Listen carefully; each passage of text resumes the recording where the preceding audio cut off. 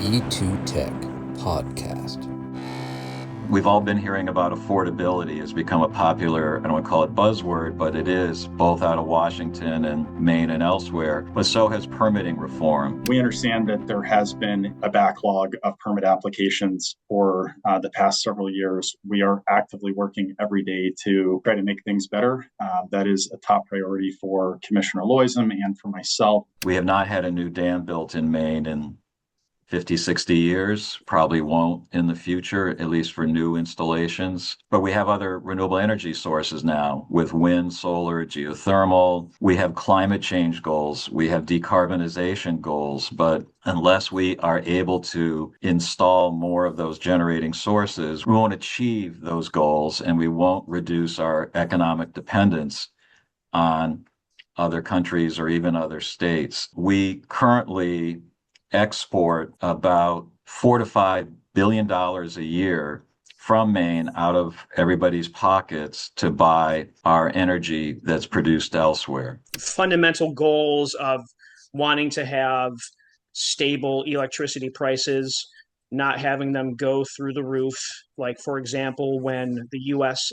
invades Iran. The main thing that folks are looking for, again, is predictable timeframes. New York State, Massachusetts, New Hampshire, for example, in our area, have all enacted in the last ballpark 5-6 years various versions of streamlined energy siting and permitting processes for energy projects. They are all competing with us for investment. And so many of the companies that would normally develop or invest in places like Maine were saying, why should we come to Maine? It takes too long. It's too unpredictable. It's where projects come to die. There is still strong opposition to altering our home rule dynamic in Maine around siting. And it begs the question of what are we going to do next to be able to bring the most impacted communities to the table to be a part of that solution making? Showing up at meetings and being a voice that says, yes, we need affordable housing. Yes, we need affordable energy. Everybody has a part to play. It's, again, a fundamental question in the 21st century, the state-local relationship, and then also how to achieve state goals without having one town impair the ability to meet those goals. I know sometimes it feels like the sky is falling when it comes to energy prices and you got to put your hard hat on. But I remain optimistic that if we get the right people working together, we can find solutions to move forward and address both climate concerns as well as energy affordability concerns. Welcome, everybody, to E2 Tech's Energy Permitting webinar. We talked about energy affordability and how permitting is essential to achieving energy affordability at our legislative breakfast. And so we thought it'd be great to hear some additional perspectives and dive into the issue of energy permitting. And with us today, we are really excited to have Maine DEP's Rob Wood, Representative Chris Kessler, Preti Flaherty's Jeff Thaler, and Stantec, we have Eben Baker. Obviously, there's a lot going on the federal level, the state level, local level. How can we build things in a timely and cost-effective manner? And we definitely want to do it in a way that's environmentally friendly, as well as in a way that helps us address rising energy costs. So from the legislative perspective, I'd like to invite Representative Chris Kessler of South Portland, who represents South Portland and a piece of Cape Elizabeth in the state legislature. Chris, thank you so much for joining us today. Thank you, Orion, and good afternoon, everybody. Very happy to be here to discuss the goings-on in Augusta around permitting. I will begin by just a quick introduction. So I'm Chris Kessler. I'm from South Portland. I've been serving on the Energy, Utilities, and Technology Committee for my 4 terms in office. So very familiar with the pressing energy issues of the day. This second regular session, I was asked to start the conversation around permitting reform in Maine and trying to get at the issues of what is it that is making it so difficult to build energy infrastructure in Maine? And for those of you who were at the public hearing for LD 2174, you're going to hear some of the pieces of what I had said there. I asked the question of what is at the root of the issue, and there were a couple of buckets that came to the top of what the issue is. One of them was around what's happening within state government, how these permits are being acted upon within state agencies, primarily the DEP. And then the other big issue identified was the local ordinance issues around siting and requirements of those municipalities that can be project killers. And we all recognize that we have the fundamental goals of wanting to have stable electricity prices, not having them go through the roof.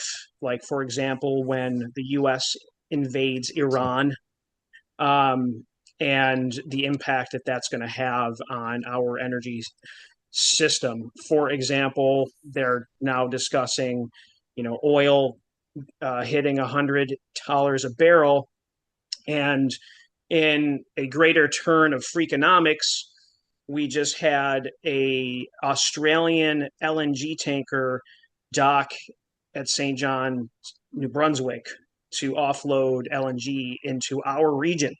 So it just goes to show how strange and weird this problem is that we have. And ultimately, the goal is we want to be producing more locally generated power and decreasing our vulnerability to global energy markets. So the public hearing for 2174 was extremely informative.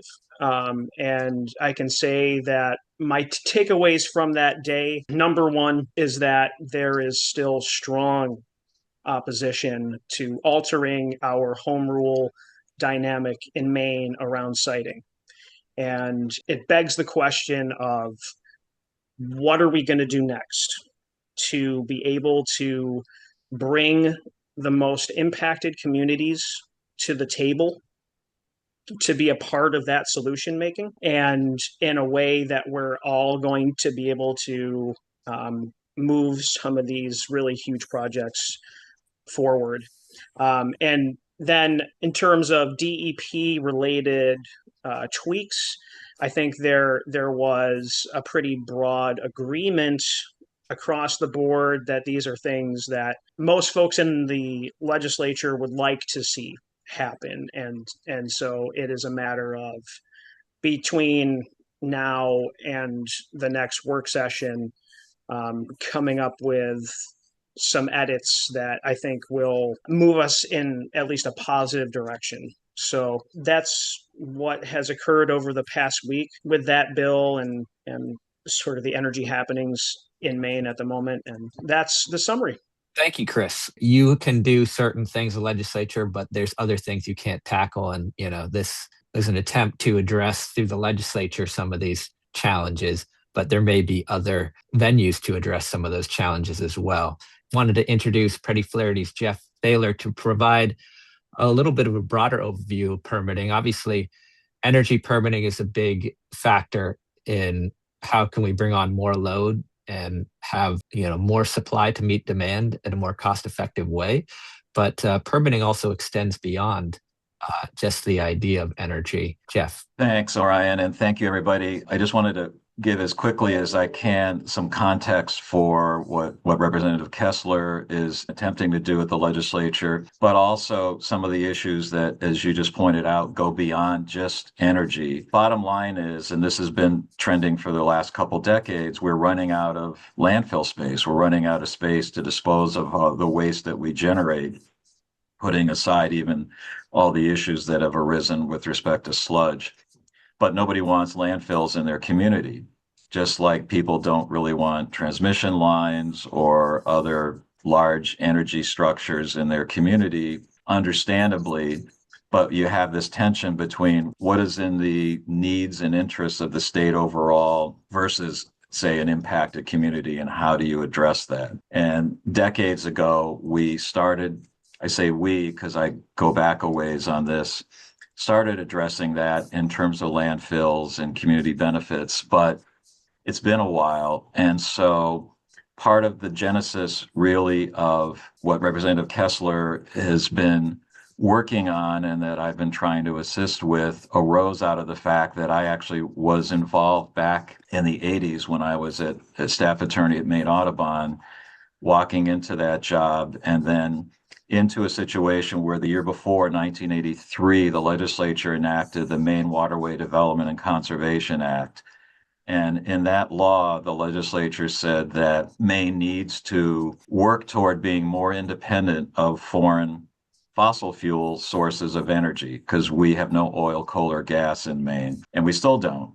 And we currently export about $4 to $5 billion a year from Maine out of everybody's pockets to buy our energy that's produced elsewhere, originates elsewhere. And as Representative Kessler just said, and the news today is with the Strait of Hormuz closed, we're looking at potentially trending up toward $100 a barrel for oil, which will increase a lot of prices and mean we'll be exporting more money out of state. Maine is still the most reliant state on heating oil in the country.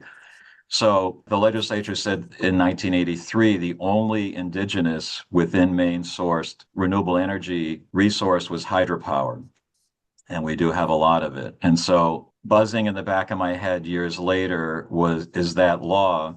We have not had a new dam built in Maine in 50, 60 years, probably won't in the future, at least for new installations. But we have other renewable energy sources now with wind, solar, geothermal, wood, or other sources that the Maine legislature has recognized. We have climate change goals, we have decarbonization goals, but unless we are able to install more of those generating sources, we won't achieve those goals and we won't reduce our economic dependence on other countries or even other states. So, and then the other thing that was motivating me, so I thought about, well, gee, shouldn't we update the MWDCA to include these other sources? Permitting reform, we've all been hearing about affordability has become a popular, I don't want to call it buzzword, but it is both out of Washington and Maine and elsewhere, but so has permitting reform. And so Representative Golden co-sponsored, co-authored a bill called the SPEED Act, SPEED, that was attempting to effectuate some permitting reform in Congress. It's gotten stalled in the Senate at the moment, did pass the House. New York State, Massachusetts, New Hampshire, for example, in our area, have all enacted in the last ballpark 5-6 years various versions of streamlined energy siting and permitting processes for energy projects. And they vary to some degree, but they are all competing with us for investment. At the E2 Tech legislative breakfast last month, one of the speakers from the audience said that they'd been at a conference in Boston, and so many of the companies that would normally develop or invest in places like Maine were saying, why should we come to Maine? It takes too long, it's too unpredictable, it's where projects come to die. We're not going to spend the time to even consider doing things there. And that's just not in our best interest long term. So that's partly what's motivating this effort. The issue that came up a lot last week of home rule authority, what's allowed under the Constitution and what's not. It's not just relating to energy. Any of us who've worked on projects that go through multiple towns or even one town, that where the state may say yes, if a planning board says no, you have no project.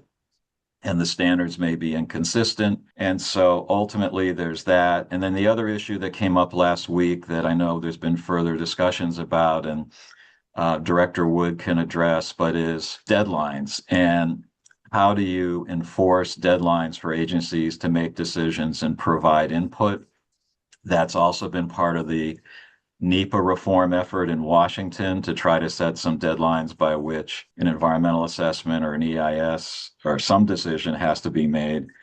But without some degree of knowing how long state agencies will take in reviewing a project, that also creates uncertainty and risk for people to seek to do business in Maine. So that's something we're working on as well. And I know the department wants to be part of that solution as well. So I'll stop there and turn it back to you, Orion, and so we can hear from our other two panelists. And I know we'll want to hear from people in this large audience. Yeah, Rob, can you talk to us about some of the challenges and opportunities DEP has of how do we do thorough environmental reviews in a timely manner? Thank you, Orion, for inviting me to join this panel. And thanks to Representative Kessler for introducing, his important legislation and getting this conversation started. I appreciate the helpful segue, Jeff, to talk a little bit about processing times. So I am the director of the Land Bureau at the department. So we administer NERPA, site law, stormwater law, also the solar decommissioning law and Wind Energy Act as well. And I'll just say first, right off the bat, we understand how important processing times are. We know how important it is that we are getting you all and your clients timely permitting decisions. We have had quite an influx of applications for renewable energy projects over the past several years. So with the distributed generation push under net energy billing, in the early 2020s, we had a pretty sizable tranche of solar projects coming in. A lot of those were able to stay under site law, but also many that were site law projects. So that was a new permitting workload that we've worked hard to keep up with.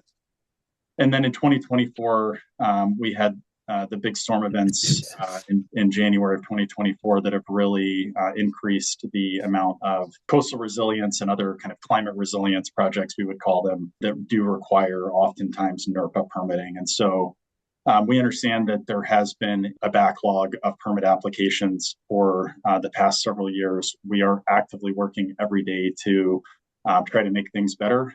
That is a top priority for Commissioner Loism and for myself and for our staff. We really, want to be in a position where we can provide really fast public service and permitting decisions for you all. So a couple of things that we've done to try to improve the speed with which we issue licensing decisions. We have moved some projects into PBR eligibility. So that's really been on the climate resilience side. There are new types of activities that qualify for NERPA permit by rule after recent department rulemaking. And then the big step that we've taken in the past year is to utilize third-party vendors to review permit applications. And so I mentioned this at the public hearing last week on LD 2174, but we have issued close to 60 permits at this point using third-party vendors. And we have some of our third-party vendors on the call today. And we really appreciate the work that you all are doing to help get some of these applications moving for us and make sure that not only are we hitting processing times, but that at an applicant's request, we may be even able to expedite permitting and exceed the expected processing time with the help of third-party vendors. So that is a big step that we've taken. And then as far as looking forward, one of our top priorities for this year, for 2026, is to introduce a site law permit by rule option for solar energy projects specifically, but not just solar. We're also looking at residential housing, knowing that that's a big priority as far as speed of permitting for a number of stakeholders and for the state writ large. So we're looking at developing a site law permit by rule, and we're actively working on rule language for a site law PBR, again, for solar, for residential housing, and then potentially for other types of projects that require a site law permit. So that we think will be a really good step to help move some of these projects forward on a more timely basis. But even irrespective of that, we understand, again, how critical this issue is, and we are actively working every day to try to move things along for you. And I'd be happy to hear any suggestions that you all might have or questions that you might have. And maybe the last thing I'll just touch on before I hand it off to back to Orion and then over to Eben is with respect specifically to LD 2174. I would just emphasize that the department is supportive of much of the contents of the bill, the sponsor's amendment that was proposed. So specifically the site law permit by rule provisions, as well as the processing times that were proposed for wind energy and solar projects, as well as energy storage systems. We think all of those timelines are quite reasonable and that we should be hitting those timelines. The issue that we pointed out with the bill and the reason that we want to see some changes to it before it moves forward is that it would result in potentially automatic permitting of projects if we miss a deadline. We hope that wouldn't happen, of course, but we do have some concerns about automatic approval or deemed approval of permit applications. And so that's really our main critique of the bill, but we think there's a lot to like about it. And again, we believe those processing times that are proposed are quite reasonable and we should be hitting those. So with that, I will hand it back to you, Orion. Thank you. Eben Baker is a professional wetland scientist and project manager at Stantec, consulting with 12 years of experience implementing natural resource survey efforts in accordance with regulatory agency protocols. He's led the local, state, and federal permitting efforts for numerous renewable energy projects in Maine and New York over the last decade. And so wanted to hear his perspective on the challenges of getting projects built and going through the permitting process. Yeah, thank you, Ryan. As you said, been working at Stantec for the last 12 plus years. At Stantec, we've been involved with over 330 miles of transmission and 3/4 of the operational wind farms and at least over 30 solar projects in the state. We've been working very closely with developers in the state on renewable energy projects. And the one thing that everybody is craving is kind of predictability, something that you can plan around both with financing and project schedules. And working with DEP, who's Rob, your staff is great, great to work with. Having worked in other states as well, I'm proud to be able to work with that staff. I think the main thing that folks are looking for again is predictable timeframes and a playing field that isn't changing too much. We've seen a lot of rule changes over the last few years, both with Chapter 375 and Chapter 310, and accounting for all those changes on a regular basis can be challenging for projects as they're working on project designs and making sure they're hitting the marks. So, what we try to do is both work proactively with the agencies and the developers to engage early on, make sure that we're hitting the marks that the regulators are going to be looking for in applications, and really doing everything that the project team can do that's under their control. So I appreciate being invited to kind of offer some opinions here. And it's really, I think, heartening to hear this discussion, because having permitted in other states where there is a more streamlined process, I think there's a lot of advantages there. I will say that DEP does a good job turning around applications overall.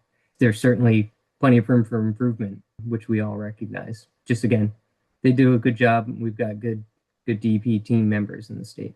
Thank you, Evan. One of the things Jeff mentioned legislative breakfast is that, we're thinking about energy projects. Maine is in competition with 49 other states. We've seen New York and Massachusetts pass permitting rule changes to make it easier to do energy projects. And I believe the intent of Chris Kessler's bill was to make Maine more in line with what other New England states are doing. Chris, can you talk a little bit more about what we're seeing in other states and how Maine can be competitive while also adequately protecting the environment? There has certainly been movements in these states to have the state government be the authority and be able to have one set of rules for the entire state. Obviously, that is that creates a lot more predictability for the people who are trying to build these things. But I think also a dynamic that's not similar is that Maine is a very purple state, so to speak. Like, we have a much greater rural presence in like where these things need to be sited. And also we just have that dynamic in our state government. So whereas New York and Massachusetts, very, very blue states, politically easier to get these things done. That's not to say that that's a bad thing for Maine. I think that this is actually a good thing. This is something where this gives us the opportunity to truly hear everybody and truly have the opportunity to come up with a solution that's hopefully a framework for other states like ours. Let me jump in and add on to what Representative Kessler was saying. So while New York and Massachusetts may be more blue, New Hampshire is not. So New Hampshire has an energy siting board, something similar to what New York has, and Massachusetts was sort of trending toward. We don't have that necessarily, but what those states were doing, what was being attempted in Washington, et cetera, was again setting some kind of consolidated way of reviewing things so that you don't have death by 1,000 cuts, which a lot of us have gone through. You don't have conflicting agency comments or timelines and multiple levels of permits that people have to get. But I think what's a little different from some of those states and Maine is a home rule state. So we have a statute in Title 30A about home rule. We have a constitutional provision that was referenced more than once last week about the relationship between the state and municipalities. And the issue of, and this happens at the transmission lines, for example, but if you think of linear projects, we've talked about the Northern Maine transmission line and the Aroostook County wind and or solar projects to connect to the main grid. We've talked about whether it's NECEC or anything that involves more than one town, is how much can a municipality assert its own jurisdiction, its own standards over projects that may conflict with the state on certain large scale projects. So the 2174 was only focused on certain energy projects over 5 megawatts and associated supporting transmission. New York and Massachusetts, it's either 25 or 30 megawatts in size, so bigger. But there wouldn't be as many of those in Maine. Having said that, it's a difficult policy issue for the state as to how to balance local impacts for people dealing with projects that maybe benefit way more than that municipality, but also burden that municipality more than those who will benefit elsewhere. That's just a fundamental tension that personally I think we have to address in order to ultimately make progress toward the goals of climate change, decarbonization, disposal of solid waste, anything that is a relatively large scale type of project that's going to have to be sited in one or more communities. Yeah, E2 Tech is, a nonpartisan nonprofit. And it is interesting when you think about the issue of permitting, it doesn't cut clearly across the idea of party lines. You have the, not in my backyard attitude doesn't restrict itself to Republican or Democrat. And you have folks who are preaching an abundance agenda on the left, like Ezra Klein, saying we need to build more. And you even have environmental climate activists talking about that we need to say yes to energy projects and housing like Bill McKibben. The stereotype is that Republicans like less regulations, but you've seen in permitting, Democrats leading the way on how do we streamline things. And we've seen on the state level a push to make it easier to build housing. And that has butted up against some of this home rule idea as well. And interested to hear panelists' thoughts on what makes housing the same or different than energy projects when it comes to make it easier to build and passing potentially state laws to make it easier to build. You want to tackle that, Rob? Oh boy, I don't know. Do I want to tackle that, Jeff? Well, no, you were talking about PBR for residential housing. So, the most of the permitting reform that's occurring on the housing front is mostly focused on local control issues, truthfully. So the DEP has not been intimately involved. I do think we witness an appetite for faster permitting for housing developments, just as we do, an appetite for faster permitting for renewable energy projects and really developments of any kind. So, I think we see an opportunity to meet the need with a site law PBR for both housing and solar energy development, and again, potentially other types of development that we routinely see as well. I don't know if that answers the question, but that's how the department has intersected with it. I mean, maybe I will take the opportunity to say we did have a bill that was passed this session through the Housing and Economic Development Committee. I don't know the current disposition in the legislature, but we are proposing to allow for slightly denser housing development to occur without triggering site law. By changing the definition, a proposed change to the definition of a residential housing development under the site law.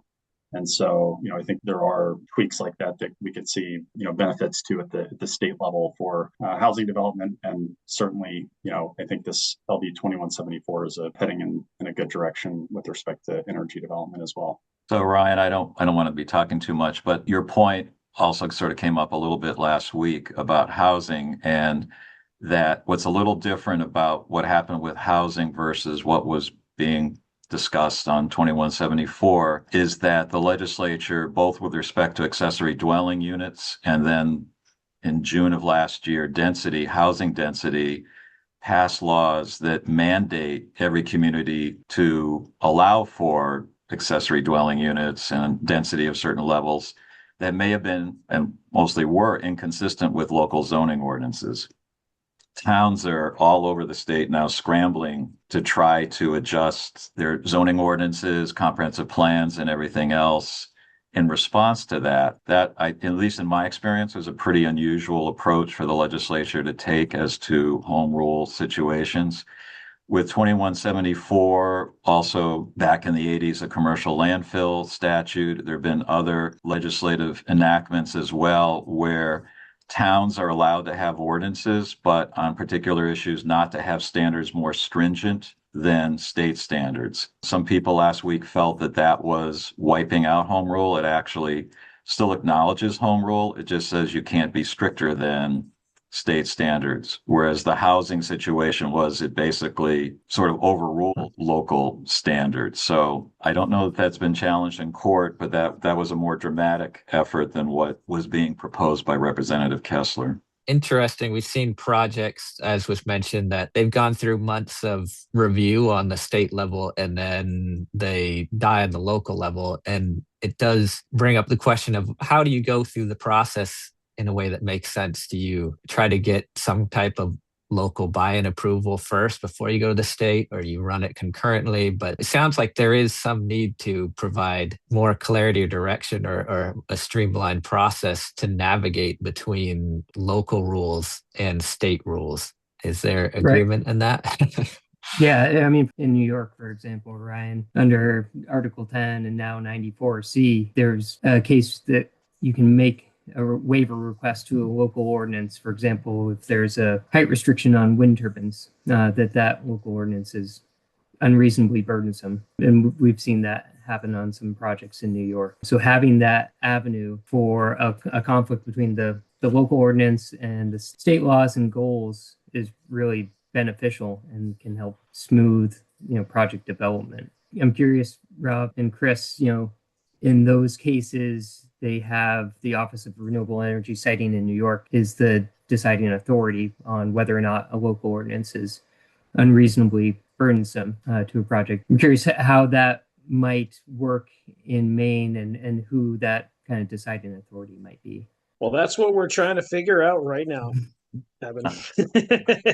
So, which I would be very happy to hear from the audience on their thoughts of what they heard last week, what we've been discussing in the last 20 minutes. We have a comment in the audience.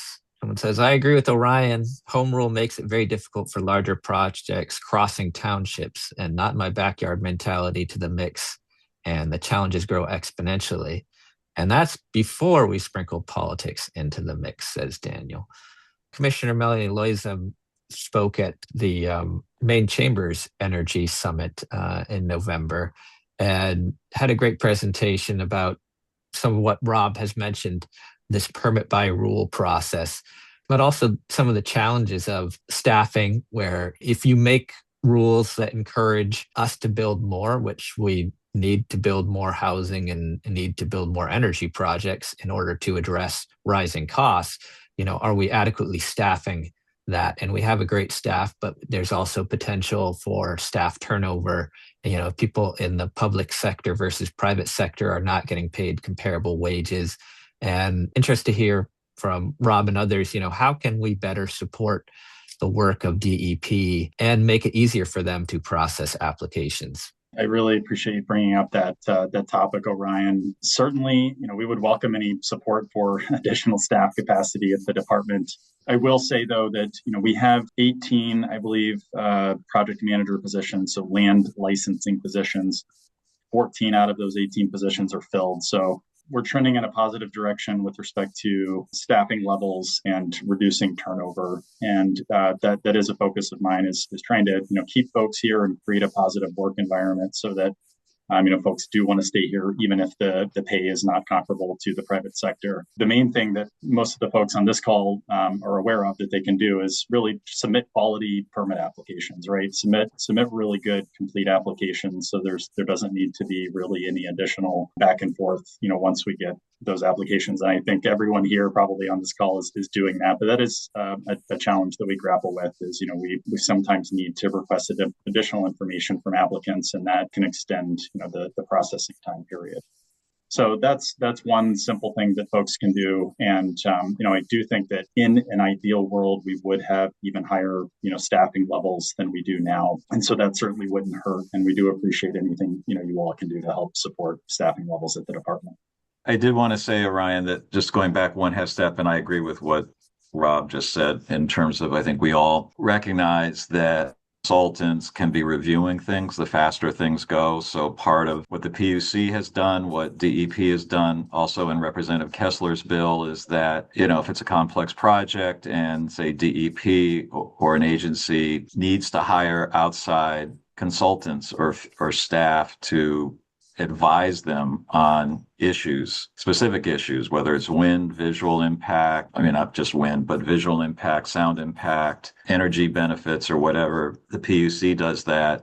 It's done at the expense of the proponent, the applicant. And I think most applicants or developers would want that because it will help streamline and speed things up. But the Maine PUC currently, it's in law, but it's very limited. If there is a transmission project that has a CPCN, Certificate of Public Convenience and Need, the way it's written is also cumbersome. The applicant would if they have to go through a local planning board, get turned down, then the applicant files a petition at the PUC and notice is given, a hearing is held, and the PUC then can override that locality because it can find that the project is of public need and benefit. But if you have a transmission line, for example, that runs through a dozen or more towns, to have to do that each time is time consuming and expensive. So again, there's some precedent for how the state interacts with municipalities, but this is not something that's going to get solved in the next month or two, but it raises fundamental relationship issues between the state and towns. And again, if a town is a host community for a project, the landfills, if you were a host community for a landfill, there were special economic and other benefits that either would be afforded through state law and or through the project developer. And so I think that's something we have to be considering as well. Thank you, Jeff. Yeah, we had some good waste management discussion and landfill discussion at our legislative breakfast, and hopefully soon we'll be posting a podcast and video of that so people can dive more into that issue. We had a question for Rob. Can you expand upon the 2 customer service positions being hired to address Land Bureau on-call and MELS permit status questions? Do you see these positions freeing up more time from your land licensing PMs to assist with processing applications? I appreciate the question, Mark. Thanks for teeing up a softball for me. That's a good one. I am remiss in not actually bringing this up earlier. We did get 2 customer service positions approved in the last biennial budget. And so we're really excited that we're going to have 2 staff in the Commissioner's office, working in the Office of Innovation and Assistance, providing customer service full-time. And we are going through the interview process now. I believe that's actually happening this week. I've heard we have some really good applicants, so we're pretty hopeful that we'll be able to fill both of those positions. And yes, the really the rationale for those positions is to hopefully over time, probably not right away, but over time to be taking on some of the on-call responsibilities from our project managers, because as Mark alluded to, our project managers are on call regularly, and so when they're on call, that's a day when they're answering the phone pretty much the entire day and not really working on reviewing applications. They're just focusing on providing customer service that day. And so, we'll be able to hopefully transition some of those on-call responsibilities to our two new customer service positions in the medium to long run. So we're excited about that and really hope that will boost our customer service and also free up our licensing staff to really focus on reviewing license applications. The Maine Office of Community Affairs comes to mind. MOCA, they are helping to connect local government with state government and helping them work together. And I believe, especially around things like housing, are they looking at addressing more stuff like potentially energy projects and helping towns navigate that? Or are there state or other organizations that have examples for towns to look at of here's energy permitting local rules that are environmentally friendly, but are consistent across multiple towns and make it easier to apply for things? And instead of having a patchwork quilt of chaos, you can have more voluntary towns having more consistency across jurisdictions. Well, I can't speak for MOCA, but I think I can say that I know that MOCA is really going to be focusing on providing resources to municipalities, including providing permitting coordination across the state and local levels. And so I'm hopeful that some of those potential resources you described, Orion, might be available eventually through MOCA. So I can't really speak in a lot of detail to that, but that is certainly one of the kind of goals for MOCA, is to provide resources to communities and coordination on permitting requirements. I mean, again, they're a new agency, relatively new. I looked at their website a week or two ago because I didn't know too much about them either. And they are primarily focused on housing at the moment because that's impacting so many communities so quickly. And I don't even know how big or small their staff is. So I'm not sure they would have the bandwidth to take on other issues at the moment. But again, that's always up to the budgeting process of the state and its priorities. We have a question in the chat. We have some community members on this call. Do you have any advice on how community members can also support the approval of good energy and housing projects in their local communities? I've been involved in energy, housing, transportation stuff, and it really is, if you go to a local town meeting, usually everybody's busy, they have kids, they don't have time, they have a job, they don't have time to participate in local town meetings, or they feel like they don't. But it really is, this is where the rubber hits the road when it comes to housing and energy and transportation projects. And if you want good projects to happen, it really is talking to your local town councilor, showing up at a planning board meeting. I'm on my town's planning board. Encourage folks to volunteer and join their town committees, or just show up to a meeting. And, when there's a controversial project, people come out of the woodwork, and that's great. But it's great also for these people on the committees to hear from folks when there's not a project, to say, hey, we might not have a solar project proposal right now, but I've heard that, some towns make it really hard to do. Do we have an ordinance around that's consistent with other towns in our area, and maybe that's something to look into. Or, around this housing, how are we complying with local state, with the state laws, and potentially even going beyond that? It looks like the E2 Tech Program Committee Chair has his hand up, Orion. Yeah, Dale, you want to ask a question? Yeah, can I? May I? Yes, absolutely. You were mentioning ordinances and sort of having kind of these template ordinances to allow for this kind of thing to happen. And I was at the hearing at ENR last week, and we heard from a lot of folks that they have worked very hard to create and put on the books energy ordinances that regulate development within the municipalities. But I think one of the tricky things is the perception is there that these ordinances allow for project development within these communities, but ultimately they usually end up as a de facto ban. So they cap the footprint of a facility at 10 acres, or it cannot be within 500 feet of a property line. Or so it's sort of the perception is out there that, of course, yes, we've got an ordinance. You could put a project here, but ultimately you really can't.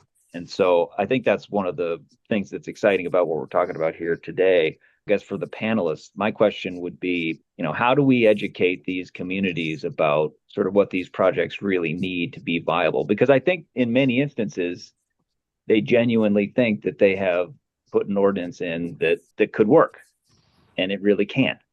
And so that kind of creates an impasse.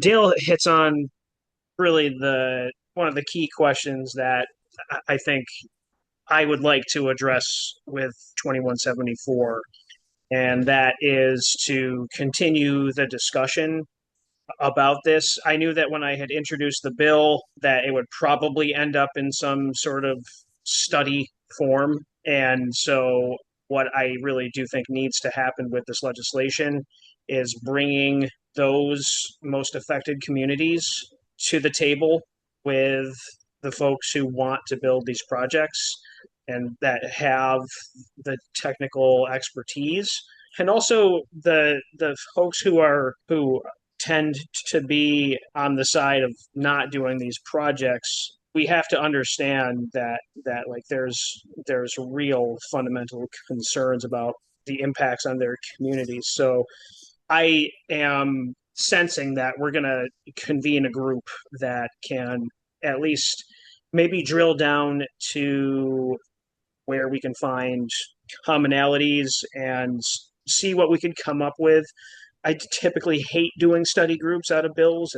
It feels like death by study, but this is something that really does need a lot more dialogue, and I think that we can get somewhere. It's just going to take time, and unfortunately, time is not on our side with these things, but this is the slow and methodical act of sausage making here. So.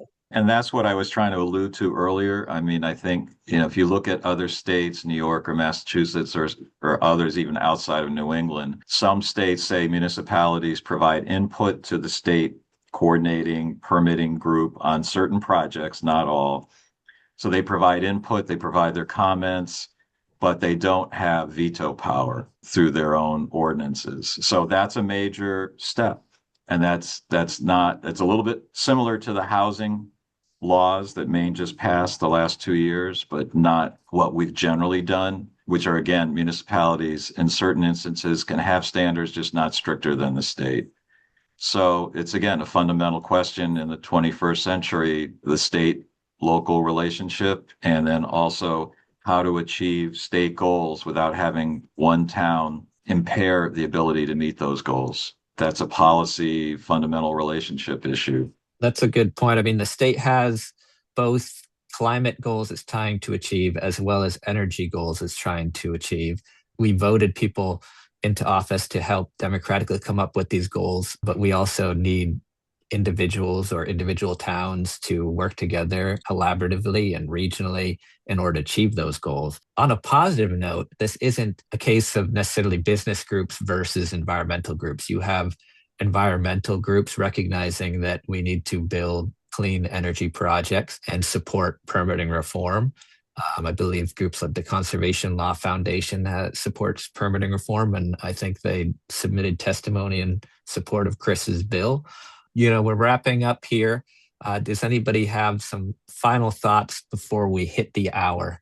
Just wanted to say that I appreciate everybody's input on the bill so far. I'm really looking for an outcome that we can all be happy with, which is very hard in this environment, but it's my personal goal to keep working towards that solution. And open door, open communication all the time with me. Don't hesitate to reach out. And I was going to say it's not all just about 2174, but these are broader issues that aren't going to go.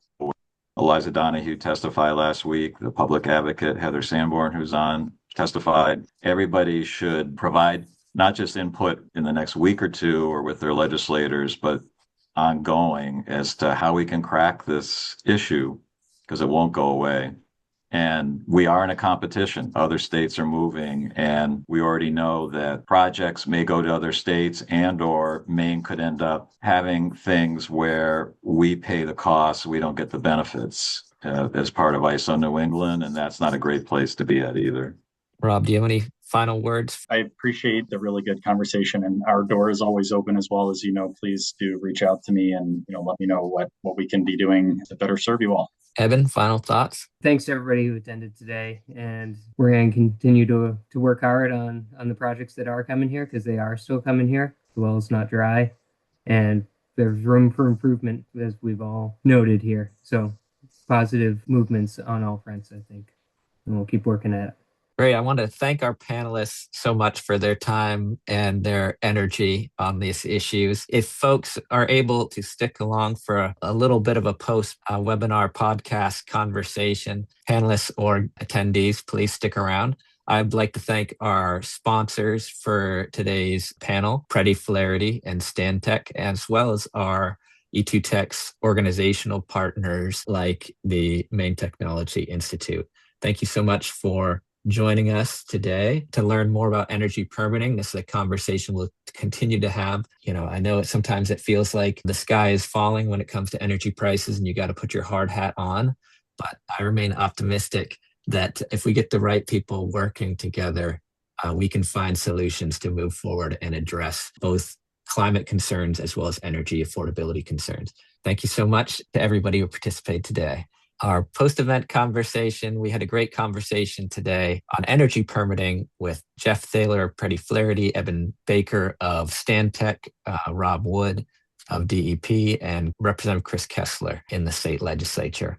Jeff or Rob, what were your key takeaways from today's discussion? Or was there any nuance we didn't get to that you think is really important that we didn't get to in only having an hour to discuss energy permitting? I think we hear loud and clear that developers and other applicants need quicker processing times, and the DEP certainly understands that. So I just want everyone to know that we know that, and it's a top priority for us.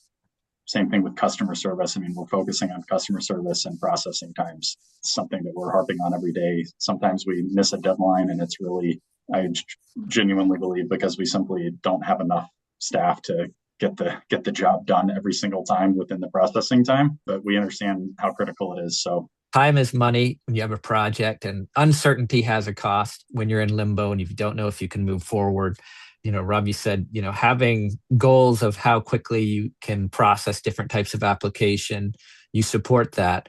But the piece of if you don't hit that, automatically guaranteeing approval, you're concerned about, and that it will make potentially staff inclined to reject a project that might be missing something, but that given more time, the applicant could provide additional information that would have led to a yes.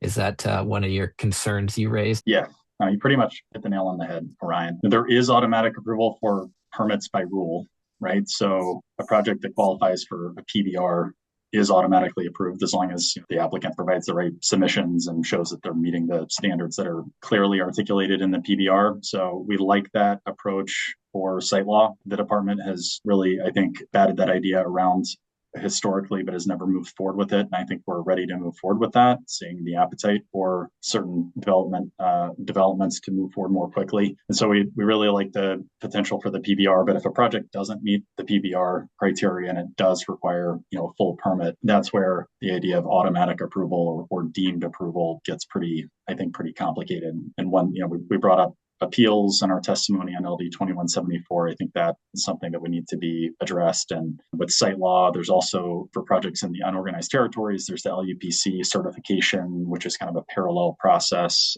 that would need to be addressed. But just in general, we don't really see automatic permitting or deemed approval for large projects, having really a precedent in Maine. The only other instance aside from PBR that I'm aware of where there is a deemed approval in statute is for tier 1 and tier 2 wetland alterations. So, small to medium-sized, wetland alterations have explicitly by statute been given a deemed approval if the department doesn't act within 45 days or 60 days. But that's for a very, defined and relatively small impact. And so I think it's when we start getting into, like, let's say a large wind development or, 250 acre or 500 acre solar project, it's kind of hard to imagine that there could be automatic approval, even if we miss the processing time. But again, we don't want to miss the processing time. That's certainly not the idea. We're not trying to miss processing times. Sometimes we get there, and unfortunately, we haven't gotten all the way across the finish line yet. I mean, you can't blame a guy for trying. So partly I was pushing on the deadline issue because Rob and I talked about this because unfortunately,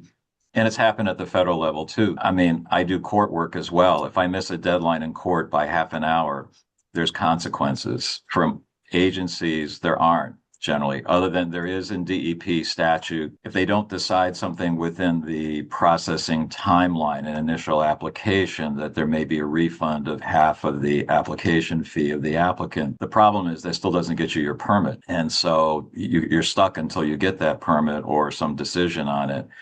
And so trying to have some way, and it's difficult, totally understand the issue of staffing and funding for the department, of incenting getting decisions made other than just refund of some of the fee, which ultimately isn't what those of us who work for clients want. They want a decision. And so that's where I think it's New York as opposed to Massachusetts had the deemed approved language. So that's one approach. Another approach is New Hampshire set longer timelines for a decision. And so that may be something to be considered in Maine. If New Hampshire's environmental department can meet those goals, Maine should be able to as well. We want to keep up with our neighbor in New Hampshire. But again, there's no easy answers on this. It's just from the perspective of those who are proposing things to not be able to get an answer, or at least know when you'll have an answer, is a deterrence. I know that decommissioning approvals have also been, kind of an added permitting requirement in the past few years that has slowed things down in some instances. And so that is something that we're actively talking about wrapping into a site law PBR. So for, your solar project, if you qualify for PBR and you can get an approval, in X number of days through PBR, that also gives you the same approval for your decommissioning plan. I just want to kind of flag that issue as well. That the decommissioning approval is kind of an additional requirement that other types of development don't really face that can sometimes slow things down.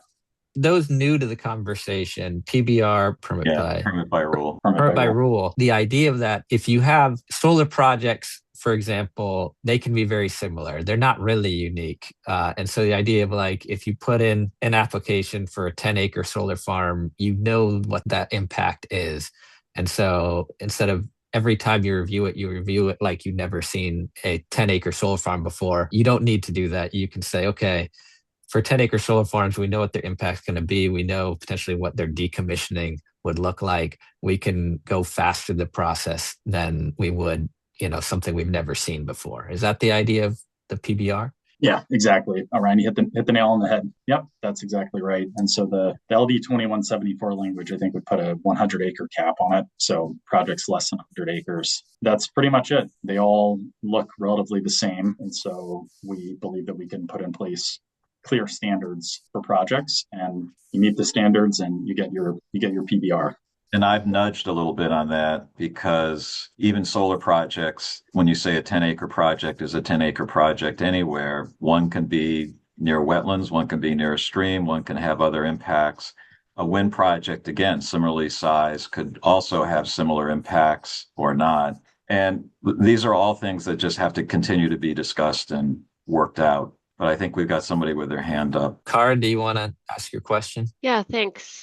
This is Kara Moody from Stantec. I have a question for Rob about processing timelines, particularly in relation to types of applications that we submit to the Land Bureau that don't have associated processing timelines, like condition compliance and minor revision applications. Mm-hmm. We've had a lot of projects that have had to go through those application processes that from an outside perspective, it seems like they kind of fall to the bottom of the pile because they don't have that processing time associated with them. And then our clients are getting hung up from starting construction because of these types of applications. So I was curious if there's been any conversation about tying processing times to those types of applications.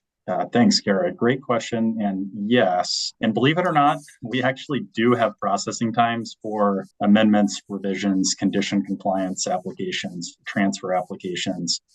Those were put in place in November of 2024. So any of those types of applications that were accepted as complete for processing after November 1st, 2024 actually do have processing times. The way that we approached it is because we had previously never had processing times for those application types. We just simply gave them the same processing times as a new application of the same type. So if you're doing, an amendment to a site law permit, it's the same processing time as a new site law application, which we recognize is not really very precise. Those types of applications should go faster, but we thought it was a good step to start by giving them a processing time at all, because as you pointed out, we did not previously have those processing times. And I will acknowledge, I believe that the lack of processing times did in some cases result in those types of applications, not getting the top priority, because if, you're a project manager on a given day looking at what am I going to do today? I've got to finalize this permit who has an application deadline this week, or, am I going to work on the amendment application that doesn't have a processing time? So it certainly came into play, and that is exactly why we put in place processing times for those application types. The problem now, frankly, is that, and this is probably too much candor. That's what we want on a podcast, right, Orion, is that MELS, our new online licensing system, which has been really great in a lot of regards. Unfortunately, the configuration that we went live with did not include the processing times for those application types that you mentioned, Kara. And so still, I believe to this day, if you submit a minor revision or an amendment application or a condition compliance application into MELS is not automatically generating a processing time, even though it should. And we're well aware of that problem. And unfortunately, our contractor who created MELS is the only one who can fix it. And that's what we're waiting on. I just took a look quickly at the current processing time PDF chart that you guys have. I believe a condition compliance order processing time is the same amount of time as the original application, which seems a little crazy because a condition is very discrete, like submit a study, review it, and say approve or not, versus the whole project to issue a permit. Shouldn't there be separate, more narrow processing times for minor revisions, minor amendments, and condition compliance? Should take a lot less time than the initial permit, but that's not the way it is set up right now. Correct. Yes, I agree with you 100%, Jeff. So as I was getting to with Kara's question, the department did not previously have any processing times for those application types. Prior to November 1, 2024, there was not a processing time. So you submit a condition compliance application and there wasn't a processing time associated with it. So we looked at it and said, okay, our first step is let's have a processing time. And it might not be the right processing time, but let's take that step. So I agree with you. Yeah, condition compliance should not take 195 days, might take more like 60 or even less than that. We are, for the site law PBR, looking at amendments and revisions qualifying for a site law PBR. So if it's, that more so in, I would say, the context of housing development, that's really been, kind of a major hang up is a lot of existing developed areas where housing is proposed are already under a site law permit. And so even a small housing development might trigger site law because they need to amend that existing site law permit. And so we're looking at amendments and revisions being included in a site law PBR with, again, certain criteria, and a minor revision, might have a much less lengthy time for acceptance of that PBR.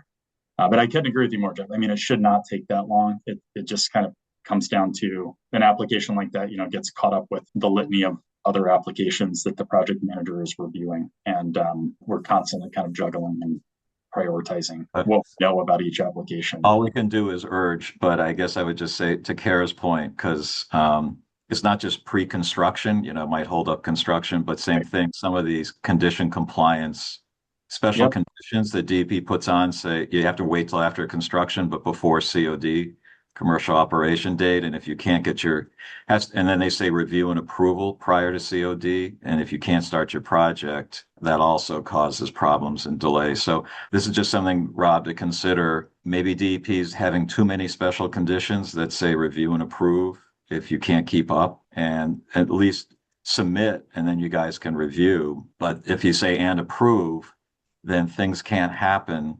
Investments can't happen, or projects literally aren't supposed to move forward and they're stuck.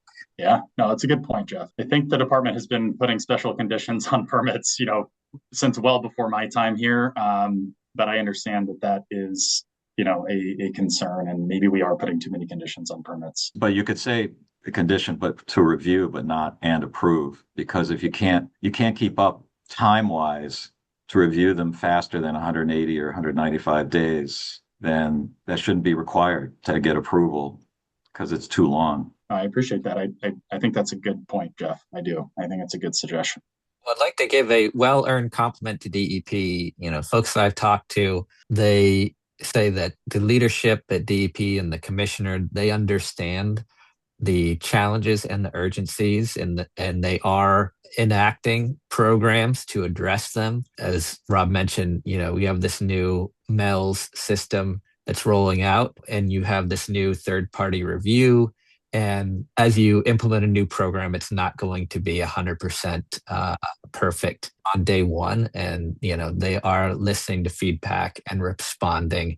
And our state DEP, give kudos, if you look at challenge to permitting, and we're seeing a lot of challenges to energy permitting on the federal level and the local level. And the DEP is one place where they really want to help applicants move forward with their project and address environmental concerns and, knock on wood, get to a yes. And it doesn't necessarily always feel that way in other levels of government that I hear, folks are dealing with. So, and I truly appreciate Rob coming on today. I have one final question in the chat. Everyone seems to agree on the importance of improving processing time, and there have been creative solutions in this area. But we talked a lot about home rule and NIMBYism too, and it's less clear to me what the solutions are in this area. Are there creative solutions or some kind of consensus best practice or movement towards a fixed policy, or is that just the way it is? My hope is not just the way it is. That's, sort of what we were talking about, and Representative Kessler as well, that a takeaway from last week is that people at the local level are concerned. They think that any effort that interferes with unfettered home rule is unconstitutional, which I don't agree with, but understand the emotions that get involved in that. And again, how you balance local host community or impacted community situations, pluses and minuses, benefits or not, with state needs is an ongoing issue that's going to have to, I think, be tackled. It's not easy. There's no easy solutions, and it would require ultimately the state and towns either agreeing or the state legislature deciding and a governor for certain types of projects. This is what's needed, and within the scope of the Constitution, just do what they just did on housing, for example, in the last 2 years, or with landfills, or with a number of other projects in Title 30A-A or 35-A, where they've approached this and say, towns don't have unfettered discretion, but may have some. It's not something that's going to go away. And again, as I said, DEP said we have a solid waste crisis coming pretty fast. We're running out of landfill capacity at Juniper Ridge. What are we going to do? I went through all the efforts to site landfills in the 80s and 90s, and I'm pretty sure if people don't like transmission lines, they really don't like big, large landfills in their town. So that's going to be a challenge. Well, we had a webinar last week about extended producer responsibility, and there's a multi-pronged approach of, yes, it looks like we'll need more landfill space, but also how do we have less stuff going into the landfill? Who's going to pay for recycling programs? How can we get less material when you order something from Amazon or wherever, packaging material? And how can those be less toxic materials or more easily recyclable materials? Lots of layers to address different concerns. And often it's an all of the above approach. And it is talking to your legislator, talking to your city councilor, running for the legislature or city council yourself, and, showing up at meetings and being a voice that says, yes, we need affordable housing. Yes, we need affordable energy.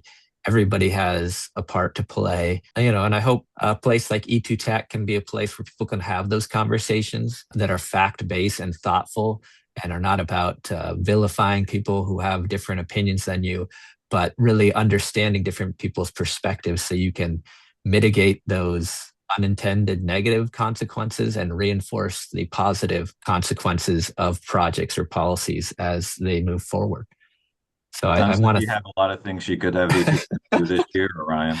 Yes, well, everybody has a part to play. E2 Tech has a part to play, but yeah, every citizen has a part to play in improving the quality of life in their community for their children, for their neighbors. And so really appreciate everybody sticking on longer for an extra conversation. Jeff and Rob, thank you. Thank you, everybody. Listen, and we will continue the energy permitting conversation in the future. You can find us at e2tech.org. We have a new podcast that's launched and blogs talking about what we discuss, and we'll try to post there. And if Rob or Jeff, you have resources that we can share as we post materials around these topics, would love to share those as well. Thank you very much, and everybody for staying on. Thank you. Thanks for having me. E2 Tech Podcast.